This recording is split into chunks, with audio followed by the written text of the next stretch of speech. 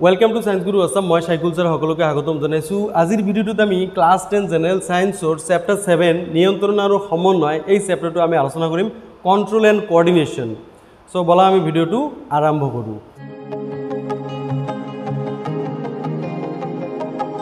पोनप्रथमते चोৱা this is one of the most important chapter because from this chapter maximum objective type question will be asked this year. So तुम्हारे चाबा इते important जी concept आछे कन्सेप्टर ऊपर आम आलोचना करिम।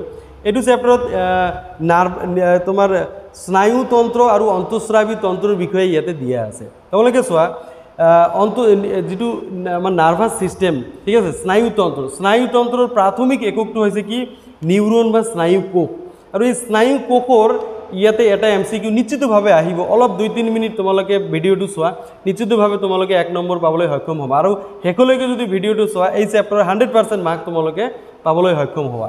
सो प्रथमते चोৱা এইটো হৈছে স্নায়ু কোষৰ দুটা প্ৰবৰ্ধক থাকে। স্নায়ু কোষৰ কেইটা প্ৰবৰ্ধক থাকে? দুটা। এটা হৈছে ডেনড্ৰাইট আৰু এটা হৈছে কি এক্সন। এতিয়া এইটো পৰীক্ষাত আহিব পাৰে যে স্নায়ু কোষৰ কেইটা প্ৰবৰ্ধক থাকে? কেইটা প্ৰবৰ্ধক? দুটা, এক্সন আৰু ডেনড্ৰাইট। सो डेनड्राइटे की काम करे? डेनड्राइटे देह कोषर पर बार्ताসমূह ग्रहण करे। तुम्हारे चोৱা आमार 5टा इंद्रिय आछे चकु कान नाक जिभा छाल। এই 5টা इंद्रियर पर इंद्रियर जरिए आमी बाहिৰৰ परिवेशৰ লগত आमी सम्पर्क रक्षा करि चलि थाकো। आमार जिकोनो काम शरीৰৰ मस्तिष्क नियंत्रण करे। किन्तु এই 5টা जे आमार इंद्रिय आछे এই इंद्रियই এই বাহিৰৰ পৰিৱেশৰ লগত এই মস্তিষ্কৰ লগত সংযোগ কৰাত সহায় কৰে আৰু এই সংযোগটো স্নায়ুতন্ত্ৰৰ জৰিয়তে হয়। सो स्नायुतंत्र जो प्राथमिक एकक एक्स तुमार निउरन बा स्नायु कोष এই স্নায়ু কোষৰ जो डेनड्राइट আছে डेनड्राइटे पेशी कोषৰ পৰা বাৰ্তাসমূহ সংগ্ৰহ কৰে। সংগ্ৰহ কৰি দেহ কোষ লৈ তাৰ পিছত বৈদ্যুতিক প্ৰেৰণাৰ জৰিয়তে এক্সন লৈ পঠিয়াই দিয়ে আৰু এক্সনৰ প্ৰান্তীয় শাখাত চোৱাতে সাইনেপস আছে। সাইনেপসৰ জৰিয়তে বেলেগ এটা স্নায়ু কোষ লৈ যায়। এনেদৰে আন এটা স্নায়ু কোষ এনেদৰে গৈ মস্তিষ্কত গৈ পায়। ওকে, তাৰ পিছত মস্তিষ্কত এনালাইসিস হৈ আকৌ पेशी कोष লৈ যেতিয়া উভতি আহে তেতিয়া আমি ৰেসপন্ড কৰিবলৈ সক্ষম হওঁ আৰু এইটো সেকেন্ডৰ বহুত কম সময়ত হয় সেইকাৰণে আমি গমেই নাপাওঁ। সো এতিয়া মূল কথা এইটোৱে যে এক্সনৰ কাম কি? এক্সনে তোমাৰ স্নায়ু প্ৰেৰণা বা উদ্দীপনা এটা স্নায়ু কোষৰ পৰা আন এটা স্নায়ু কোষলৈ প্ৰেৰণ কৰাত সহায় কৰে। বলে সাইনেপসৰ কাম কি?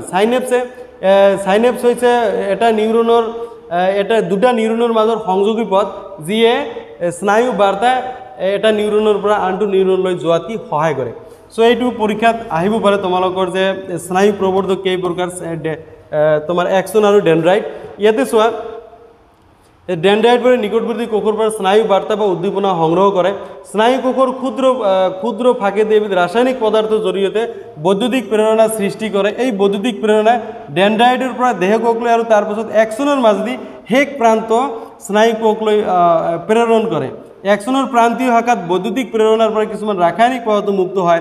এই ৰাসায়নিক পদাৰ্থবোৰ এটা স্নায়ু কোষৰ এক্সন আৰু ইয়াৰ নিকটৱৰ্তী কোষৰ ডেনড্ৰাইটৰ মাজৰ সংযোগী পথ সাইনেপসৰ মাজেৰে পাৰ হয়, যিখিনি কথা মই ইয়াতে ক'লোঁ।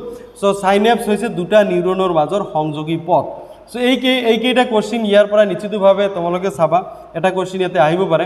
তাৰপিছত চোৱা তাৰপিছত এটা ভেৰি ইম্পৰ্টেণ্ট আন এটা টপিক আছে, এইটো হৈছে প্ৰতিক্ৰিয়া। ওকে, সো প্ৰতিক্ৰিয়াৰ কাৰকবোৰ কি কি এইটো তোমালোকৰ পৰীক্ষাত আহিব পাৰে। প্ৰতিক্ৰিয়াৰ কাৰক চোৱা প্ৰথমতে চোৱা এতে গ্ৰাহক অংগ। যিকোনো বস্তু গৰম বস্তুত হাত পৰিলে আমি হাতটো টানি লৈ আহোঁ, ঠিক আছে, তাৰপিছতে আমি গম পাওঁ বস্তুটো গৰম আছিল। ওকে, সো এই এনেকুৱা যিবিলাক অনৈচ্ছিক খৰতকীয়া যিবিলাক ক্ৰিয়া এই ক্ৰিয়াকে প্ৰতিক্ৰিয়া বুলি কোৱা হয়। হঠাতে আচম্বিত হোৱা যিবিলাক ক্ৰিয়া, চকুত টৰ্চ লাইট মাৰিলে চকু বন্ধ কৰি দিওঁ, ঠিক আছে, এইটো হৈছে প্ৰতিক্ৰিয়া। সো ইয়াতে কি গ্ৰাহক অংগ থাকিব আৰু সো এই গ্ৰাহক অংগবোৰ কি এই সংজ্ঞাবাহী নিউৰনৰ জৰিয়তে এই বাৰ্তাটো কি তোমাৰ মগজুলৈ যাব। কিন্তু প্ৰতিক্ৰিয়াৰ ক্ষেত্ৰত বাৰ্তাবোৰ মগজুলৈ নাযায়। চাবা ইফালে নাযায়, নগৈ কি এই সংজ্ঞাবাহী নিউৰনৰ পৰা ইফালে গৈ ইয়াতে মধ্যৱৰ্তী নিউৰন অন্তৰ্বৰ্তী নিউৰন আছে, অন্তৰ্বৰ্তী নিউৰন হৈ আকৌ কি আজ্ঞাবাহী নিউৰন দি ঘূৰি আকৌ পেশী কোষলৈ আহে। ওকে, সো এই 5টা হৈছে প্ৰতিক্ৰিয়া বা প্ৰতিধ্বনুৰ এই 5টা হৈছে কাৰক। আৰু মনত ৰাখিবা যে প্ৰতিক্ৰিয়াত প্ৰতিধ্বনুৰ সৃষ্টি হয়। প্ৰতিধ্বনু ক'ত সৃষ্টি হয়? প্ৰতিক্ৰিয়াতে প্ৰতিধ্বনু সৃষ্টি হয়। যে প্ৰতিধ্বনুৰ প্ৰথম কাৰকটো হৈছে 1 নম্বৰ গ্ৰাহক অংগ, 2 নম্বৰ সংজ্ঞাবাহী নিউৰন। সংজ্ঞাবাহী নিউৰন কাক কয়? যিবিলাক নিউৰন বা যিবিলাক স্নায়ু কোষৰ জৰিয়তে বাৰ্তাসমূহ আমাৰ পেশী কোষৰ পৰা মস্তিষ্কলৈ গতি কৰে। ঠিক আছে এইবিলাক হৈছে সংজ্ঞাবাহী নিউৰন কিন্তু প্ৰতিপধনুৰ ক্ষেত্ৰত মস্তিষ্কলৈ নাযায় এই স্নায়ু ৰজ্জুৰ পৰা আকৌ উভতি আহে সো দ্বিতীয় 3 নম্বৰ যেটো কাৰক আছে এইটো হৈছে অন্তৰ্বৰ্তী নিউৰন যেহেতু মগজুলৈ নাযায় অন্তৰ্বৰ্তী নিউৰন হয় আকৌ ইয়াতে আজ্ঞাবাহী নিউৰনটো 4 নম্বৰ আজ্ঞাবাহী নিউৰন হয় পেশীকোষত আহে পেশীকোষটো 5 নম্বৰ ইয়াতে আজ্ঞাবাহী নিউৰন কি যিবিলাক নিউৰনৰ দ্বাৰা বাৰ্তাসমূহ পুনৰায় মানে উভতি আহে এইবিলাক হৈছে আজ্ঞাবাহী নিউৰন ওকে তাৰপিছত 5 নম্বৰ পেশীকোষ সো এই কেইটা হৈছে প্ৰতিপধনুৰ তোমার কারক অঙ্গ ওকে সো প্রতিপধনু এটা কোশ্চিন ইয়াতে আন এটা কোশ্চিন হয় যে জীবজন্তুর দেহত প্রতিপধনু কিয় সৃষ্টি নহয় তো ইয়াতে এটা বস্তু মনত রাখিবা যে মগজু এটি মগজুর চিন্তা শক্তি খুব খৰতকীয়া নোহোৱাৰ বাবে প্ৰতিপধনু জীবজন্তুৰ দেহত বিকাশ হোৱা নাই সো জীবজন্তুৰ যিবিলাক মগজুৰ ইয়াতে খৰতকীয়াকৈ ইয়াতে ক্ৰিয়া কৰিব নোৱাৰে সেইকাৰণে জীবজন্তুৰ দেহত প্ৰতিক্ৰিয়া সৃষ্টি হোৱা নাই এইখিনি অলপ মনত ৰাখিলে হয় ইয়াৰ পৰা এটা কোশ্চিন আহিব পাৰে কিন্তু ইয়াতে আন এটা বস্তু কি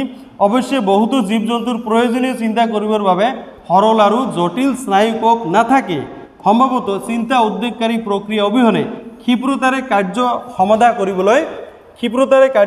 কৰিবলৈ প্ৰতিপধনুৰ সৃষ্টি হয় প্ৰতিপধনু কি সৃষ্টি হয় ক্ষিপ্ৰতাৰে কাৰ্য সমাধা কৰিবলৈ কি প্ৰতিপধনুৰ সৃষ্টি হয় সো এইখিনি প্ৰতিপধনুৰ বিষয়ে এই কনসেপ্টটো তোমালোকে মনত ৰাখিবা ইয়াৰ পৰা নিশ্চিতভাৱে এটা কোশ্চিন আহিব পাৰে আৰু চোৱা মানুহৰ মস্তিষ্ক this is very important topic এই টপিকৰ পৰা তোমালোকে এটা বা দুটা কোশ্চিন আহিব পাৰে মেবি সো মানুহৰ মস্তিষ্কত চোৱা ইয়াতে মানুহৰ মস্তিষ্কত প্ৰধানতঃ ইয়াতে তিনিটা ইয়াৰ প্ৰধান অংগ আছে এটো হৈছে প্ৰমস্তিষ্ক আৰু এটা হৈছে মধ্য মস্তিষ্ক আৰু এটা হৈছে এটো কি পশ্চাৎ মস্তিষ্ক তো মানুহৰ মস্তিষ্কৰ প্ৰধান অংগ কেইটা এই তিনিটা ঠিক আছে প্ৰমস্তিষ্ক মধ্য মস্তিষ্ক পশ্চাৎ মস্তিষ্ক এতিয়া চোৱা প্ৰমস্তিষ্ক কোনখিনি সো এইখিনি প্ৰমস্তিষ্ক এইখিনি হৈছে প্ৰমস্তিষ্ক ঠিক আছে প্ৰমস্তিষ্ক আমাৰ মানুহৰ মুখ্য চিন্তা ভাৱনাৰ অংগ যিমান আমি চিন্তা ভাৱনা কৰি যিমান কাম কৰোঁ গোটেইখিনি প্ৰমস্তিষ্কই নিয়ন্ত্ৰণ কৰে আৰু ইয়াতে মনত ৰাখিবা চকু কাণ নাক জিভা ছাল এই পাঁচটা যে ইন্দ্ৰিয় আছে এই পাঁচটা ইন্দ্ৰিয়ৰ পৰা আমি যিবিলাক মেছেজ আমি গ্ৰহণ কৰোঁ এই গোটেইখিনি মেছেজবিলাক এনালাইসিস কৰাৰ কাৰণে বিশ্লেষণ কৰাৰ কাৰণে ইয়াত প্ৰমস্তিষ্কত হুকিয়া স্থান থাকে দৃষ্টিৰ এলেকা থাকে ঘ্ৰাণ এলেকা থাকে শ্ৰৱণ এলেকা থাকে এনেকৈ এলেকা ভাগ থাকে ওকে সো ইয়াতে বিশ্লেষণ হোৱাৰ পিছতে আমি ক্ৰিয়া কৰিব পাৰোঁ আমি প্ৰতিক্ৰিয়া আমি দেখুৱাব পাৰোঁ ওকে সো আৰু এই মাজৰখিনি হৈছে মধ্য মস্তিষ্ক এইবিলাক আমাৰ যিবিলাক অনৈচ্ছিক ক্ৰিয়া এইবিলাক নিয়ন্ত্ৰণ কৰে আৰু এই পশ্চাৎ মস্তিষ্ক যে এইখিনি হৈছে ইফালে এইটো হৈছে পশ্চাৎ মস্তিষ্ক পন্স মেডুলা আৰু চেৰিবেলাম ওকে সো এই পশ্চাৎ মস্তিষ্ক কি আমাৰ পশ্চাৎ মস্তিষ্ক বিশেষ চেৰিবেলাম যেটো অংশ আছে চেৰিবেলামে আমাৰ দেহৰ সমতা ৰক্ষা কৰাত সহায় কৰে সাপোজ এই পেন্সিলটো মই ধৰি আছো ইয়াতে এটা সমতা ৰক্ষা কৰি মই পেন্সিলটো ধৰি আছো এইটো কোনে এইটো নিয়ন্ত্ৰণ কৰি আছে পশ্চাৎ মস্তিষ্ক চেৰিবেলাম অংশ বা খোজ কাঢ়া সাইকেল চলোৱা বাইক চলোৱা এইবিলাক আমাৰ কি পশ্চাৎ মস্তিষ্ক চেৰিবেলাম অংশই নিয়ন্ত্ৰণ কৰে মনত ৰাখিবা এইটো ওকে আৰু এটা কোশ্চিন আহিব পাৰে যে মস্তিষ্কৰ আটাইতকৈ কঠিনতম অংশটো কি এইটো হৈছে কেৰটি ওপৰৰ যেটো এই যে আমাৰ এইটো কেৰটি বুলি কোৱা হয় সো কেৰটি হৈছে মস্তিষ্কৰ আটাইতকৈ কঠিনতম অংশ ঠিক আছে সো এইবিলাক তোমালোকে অলপ মনত ৰাখিব লাগিব এইখিনিতে মই ইয়াতে দেখুৱাই দিছো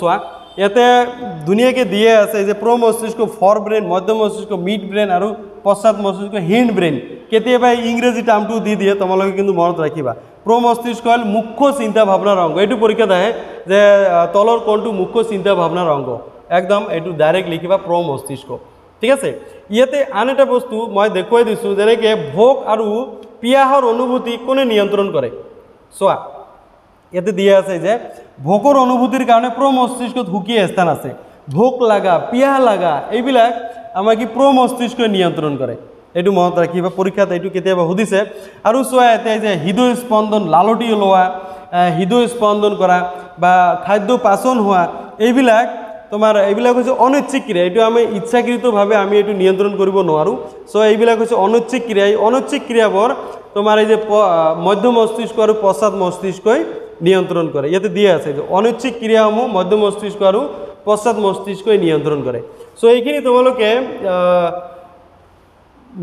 তোমাৰ এই মানুহৰ মস্তিষ্কৰ পৰা এইখিনি বস্তু অলপ ভালদৰে চাবা আৰু ডিটেইলছত পঢ়িবা সৰু সুৰা কিছুমান কোশ্চিন ইয়াৰ পৰা যদি আহিলেও যাতে তোমালোকে আনসাৰ কৰিব পাৰা ওকে সো নেক্সট টপিকটো চোৱা নেক্সট টপিকটো ইয়াতে স্নায়ু কলাবোৰে কেনেদৰে ক্ৰিয়া কৰে এইটো this is one of the important question. ইয়াতে আগতো 2 মাৰ্কছৰ কুৱেশ্যন ইয়াৰ পৰা সুধিছিলে যে ইয়াতে যে কি তোমালোকে ইয়াতে দেখিবা যে পেশীকলাপে গতি কৰে কি এই যে কোষীয় স্তৰৰ চলনৰ বিষয়ে সাধাৰণ ধাৰণা কৰিব পাৰি যে কোষৰ আকাৰ সলনি কৰি ইহঁতে কি গতি কৰে, কোষৰ আকাৰ সলনি কৰি ইহঁতে কি গতি কৰে। এইটো মনত ৰাখিবা যে পেশী কোষবোৰত এবিধ বিশেষ প্ৰটিন থাকে, যেতিয়া ইহঁতে বৈদ্যুতিক প্ৰেৰণা গ্ৰহণ কৰে তেতিয়া ইহঁতৰ আকৃতি সলনি হয়। পেশী কোষবোৰে ইহঁতে যেতিয়া বৈদ্যুতিক প্ৰেৰণা গ্ৰহণ কৰে তেতিয়াহে ইহঁতৰ আকৃতি সলনি হয়, আৰু ইহঁতে পেশী কোষবোৰে আকৃতি সলনি কৰাৰ জৰিয়তে ইহঁতে গতি লাভ কৰে। ঠিক আছে, এনেদৰে পেশী কোষবোৰে গতি লাভ কৰে। ইয়াৰ পৰা এটা কুৱেশ্যন। সো প্ৰতিক্ৰিয়া খোজকাঢ়াৰ মাজত পাৰ্থক্য কি? সো প্ৰতিক্ৰিয়া হৈছে অনৈচ্ছিক ক্ৰিয়া, খোজকাঢ়া এইটো ঐচ্ছিক ক্ৰিয়া। প্ৰতিক্ৰিয়াত মগজু জড়িত হৈ নাথাকে, কিন্তু খোজকাঢ়াত কি মগজু জড়িত হৈ থাকে, কাৰণ খোজকাঢ়াটো ঐচ্ছিক ক্ৰিয়া, ঐচ্ছিক ক্ৰিয়াত মগজু জড়িত হৈ থাকে। দুটা নিউৰনৰ মাজত সংযোগী পদাৰ্থ কি বুলি কোৱা হয়? সাইনেপছ বুলি কোৱা হয়। মগজু কোন অংশ দেহ লৰচৰ আৰু সমতা ৰক্ষা কৰাত অংশ লয়? এইটো হৈছে মগজুৰ কি কয় পশ্চাৎ মস্তিষ্কৰ চেৰিবেলাম অংশ। ওকে, আমি ধূপকাঠিৰ গন্ধ কেনেকৈ পাওঁ? এইটো এটা পৰিঘটনা। ঠিক আছে, এই পৰিঘটনা ধূপকাঠিৰ গন্ধটো আমাৰ নাকৰ যে পেশী কোষে গ্ৰহণ কৰে, তাৰপিছত এইটো তোমাৰ আজ্ঞাবাহী যিবিলাক নিউৰন আছে, তোমালোকে ইয়াতে যিটো মই দেখুৱাই দিছোঁ ইয়াতে চোৱা, এই যে সংজ্ঞাবাহী নিউৰন, সংজ্ঞাবাহী নিউৰনৰ জৰিয়তে ডেনড্ৰাইটে এই বাৰ্তাটো নাকৰ পেশী কোষৰ পৰা গ্ৰহণ কৰে, তাৰপিছত ই এক্সন লৈ যায়। তো এনেদৰে সংজ্ঞাবাহী নিউৰনৰ জৰিয়তে মস্তিষ্কত যায়, মস্তিষ্কই এনালাইচিছ কৰে, তাৰপিছত আকৌ আজ্ঞাবাহী নিউৰনৰ জৰিয়তে আকৌ যেতিয়া পেশী কোষত আহে তেতিয়া আমি ধূপকাঠিৰ গন্ধ একচুৱেলি শুনিবলৈ পাওঁ। ঠিক আছে, সো এনেদৰে তোমালোকে অলপ বনাই লিখিব পাৰিবা। প্ৰতিক্ৰিয়াত মগজুৰ ভূমিকা কি? প্ৰতিক্ৰিয়াত মগজুৱে কোনো ধৰণৰ ভূমিকা পালন নকৰে, কিন্তু এই ঘটনাটো ভৱিষ্যতৰ কাৰণে এইটো কি সঞ্চিত হৈ থাকে, অভিজ্ঞতা হিচাপত সঞ্চিত হৈ থাকে। এইটো প্ৰতিক্ৰিয়াত মগজুৰ ভূমিকা। ডাইৰেক্টলি কোনো প্ৰতিক্ৰিয়াৰ সময়ত মগজুৱে কোনো ভূমিকা পালন নকৰে, কিন্তু পৰৱৰ্তী সময়ত সেইটো অভিজ্ঞতা হিচাপত সঞ্চিত হৈ থাকে। এতিয়া চোৱা, নেক্সট টপিকটো হৈছে কি উদ্ভিদৰ সমন্বয়, কোঅৰ্ডিনেশ্যন ইন প্লান্ট। সো উদ্ভিদৰ সমন্বয়ত ইয়াতে নীলাজী বনৰ পাত তোমালোকে চাইছা, নীলাজী বনৰ পাতৰ এইটো চলন হয়, টাচ কৰি দিলে জাপ খাই যায়। সো ইয়াৰ কাৰণটো কি? নীলাজী বনৰ পাতৰ এইটো চলন হয়, চোৱা এইটো নীলাজী বন, এইটো টাচ কৰাৰ লগে লগে কি জাপ খাই যায়। কিয় জাপ খাই যায় এইটো আমি জানিবলৈ চেষ্টা কৰিম। তোমালোকে চাবা নীলাজী বনৰ যিটো পাতৰ চলন এইটো হৈছে স্বতন্ত্ৰ চলন। উদ্ভিদৰ চলন দুই প্ৰকাৰৰ, উদ্ভিদৰ চলন দুই প্ৰকাৰৰ। এটা হৈছে কি বৃদ্ধি নিৰ্ভৰশীল চলন, আৰু এটা হৈছে স্বতন্ত্ৰ চলন। বৃদ্ধি নিৰ্ভৰশীল চলন কোনটো? যিটো বৃদ্ধি আৰু বিকাশৰ লগত জড়িত, তেনেকুৱা চলনত বৃদ্ধি নিৰ্ভৰশীল চলন। আৰু এই যে নীলাজী বনৰ পাতৰ চলন এইটো বৃদ্ধি আৰু বিকাশৰ লগত কোনো ধৰণৰ সম্পৰ্ক নাই, এইটো হৈছে কি স্বতন্ত্ৰ চলন। সো এই বিষয়ে এটা MCQ কুৱেশ্যন ইয়াৰ পৰা দিব পাৰে মেবি, সো তোমালোকে এইটো চাবা। কিন্তু এই নীলাজী বনৰ যিটো পাতৰ চলন এইটো কিয় হয়? এইটো পানীৰ গাঢ়তাৰ তাৰতম্যৰ কাৰণে নীলাজী বনৰ পাতৰ চলন সংঘটিত হয়, এইখিনি মনত ৰাখিবা। ঠিক আছে, ইয়াতে লাষ্ট লাইনত দিয়া আছে এইটো যে উদ্ভিদ কোষত থকা পানীৰ তাৰতম্যৰ যোগেদি এইটো সম্পন্ন কৰে, এই কি চলন সম্পন্ন কৰে, ফলত কোষবিলাক স্পীড বা শ্লথ হৈ পৰে, আৰু সেইবাবে ইহঁতৰ আকাৰ সলনি হয়, আৰু এই কি জাপ খাই যায়। ঠিক আছে, সো নীলাজী বনৰ পাতৰ চলন এইটো কি স্বতন্ত্ৰ চলন। এতিয়া বৃদ্ধিৰ বাবে হোৱা চলন, মুভমেণ্ট ডিউ টু গ্ৰোথ। তোমালোকে চাবা ইয়াৰ পৰা এটা কুৱেশ্যন নিশ্চিতভাৱে আহিব, মোৰ ধাৰণা হৈছে।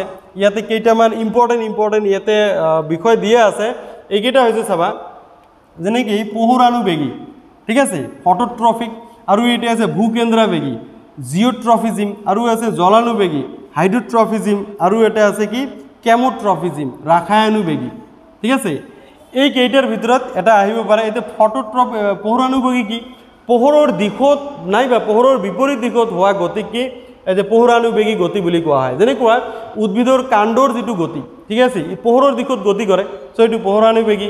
নাইবা যিটো উদ্ভিদৰ শিপা আছে পোহৰৰ বিপৰীত দিশত মাটিৰ তলফালে ই গতি কৰে, সো এইটো পোহৰাণুবেগী গতি বুলি কোৱা হয়। ঠিক আছে, কিন্তু ইয়াতে চোৱা ভূকেন্দ্ৰাবেগী জিঅ'ট্ৰফিজিম কি? ঠিক এইটোৱে যিবিলাক বস্তু তোমাৰ মাধ্যাকৰ্ষণ বা ভূকেন্দ্ৰৰ ফালে বা ইয়াৰ বিপৰীতে যিটো গতি এইটো ভূকেন্দ্ৰাবেগী জিঅ'ট্ৰফিজিম বুলি কোৱা হয়।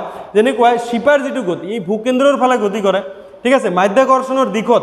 সো পৃথিৱীৰ মাধ্যাকৰ্ষণৰ প্ৰতি সঁহাৰি দিয়ে বুলি গণ্য কৰিব পাৰি, ইয়াকে ভূকেন্দ্ৰাবেগী গতি বুলি কোৱা হয়। যে শিপাৰ যিটো গতি এইটো ভূকেন্দ্ৰৰ ফালে, সো এইটো ভূকেন্দ্ৰাবেগী।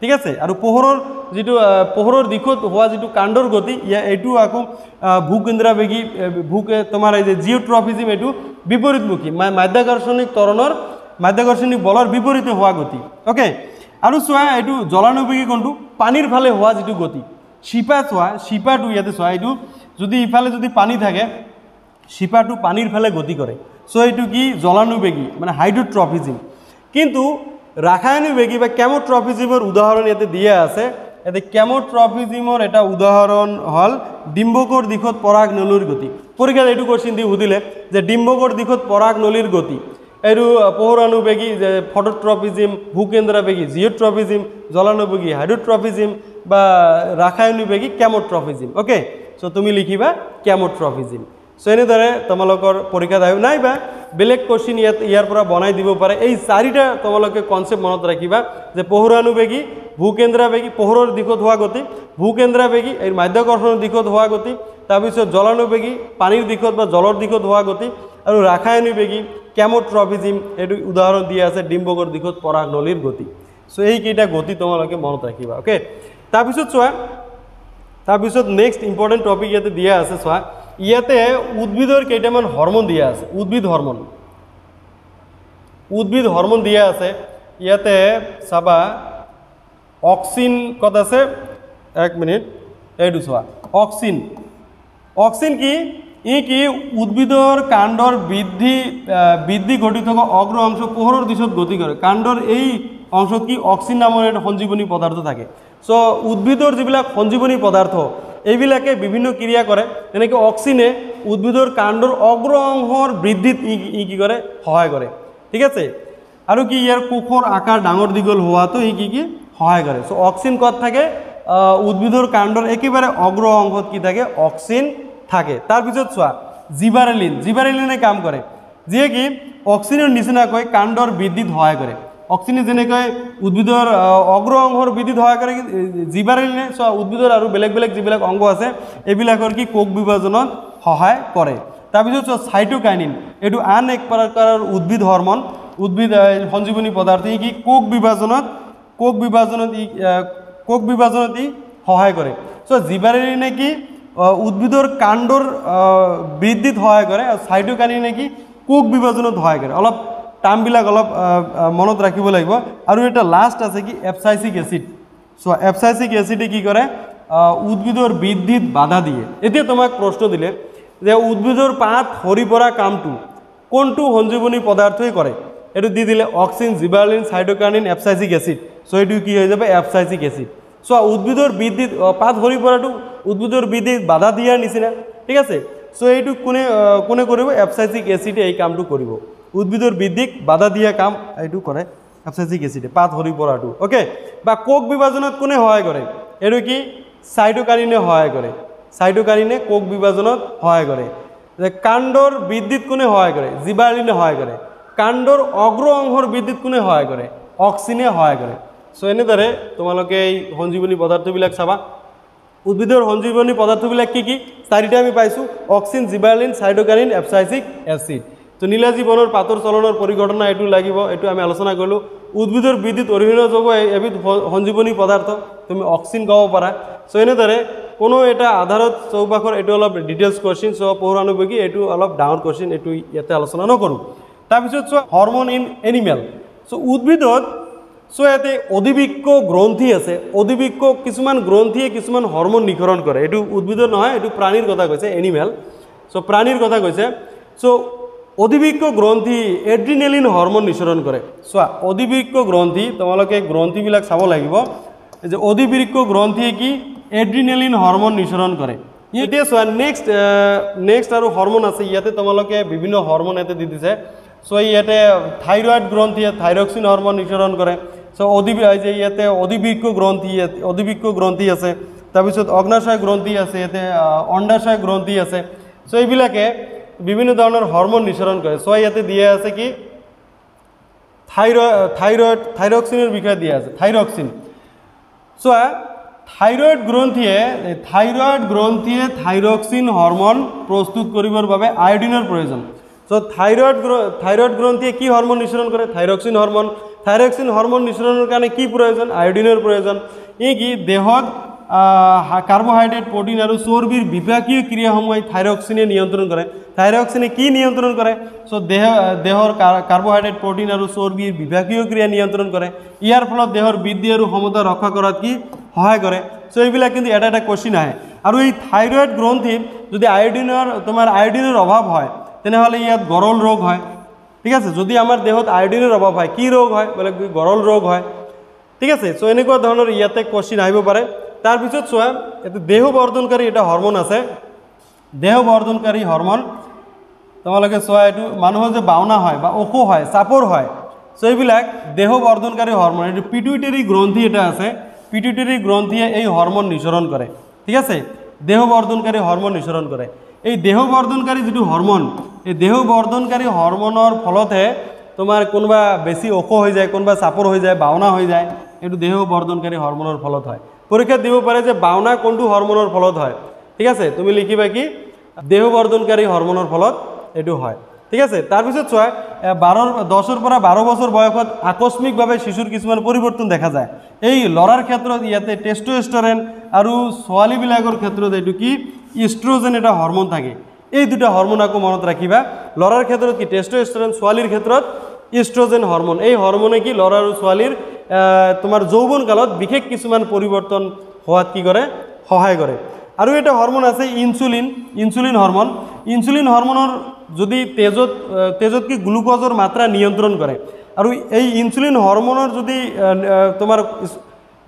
যদি সুনিয়ন্ত্ৰিতভাৱে আমাৰ তেজত যদি নাহে আৰু তেজত গ্লুকোজৰ মাত্ৰা যদি বাঢ়ি যায় তেনেহ'লে তাক আমি ডায়েবেটিছ হোৱা বুলি কওঁ। ঠিক আছে, তেজত গ্লুকোজৰ পৰিমাণ নিয়ন্ত্ৰণ কৰি ৰাখে কোনে? ইনসুলিনে। আৰু ইনসুলিনৰ নিঃসৰণ যদি কম হয় কি হয়? ডায়েবেটিছ বেমাৰ হয়। এইটো পৰীক্ষাত আহিব পাৰে যে কোনটো হৰমোনৰ নিঃসৰণ কম হ'লে ডায়েবেটিছ বেমাৰ হয়? Insulin hormone. ওকে, বলা গ্লুকোজৰ মাত্ৰা তেজত কোনে নিয়ন্ত্ৰণ কৰি ৰাখে? এইটো কি ইনসুলিন হৰমোনে নিয়ন্ত্ৰণ কৰি ৰাখে। বা ডায়েবেটিছ বেমাৰ কোনটো হৰমোন নিঃসৰণ কম হ'লে হয়? Insulin hormone. সো বিভিন্ন ধৰণৰ কোশ্চিন আহিব পাৰে। সো কোনটো হৰমোন কেতিয়া আৰু কোনটো সময়ত কিমান পৰিমাণে নিঃসৰণ হ'ব এইটো নিৰ্ভৰ কৰে ফিডবেক পদ্ধতিয়ে এইটো নিঃসৰণ কৰে। সো এইটো এটা কোশ্চিন আহিব পাৰে।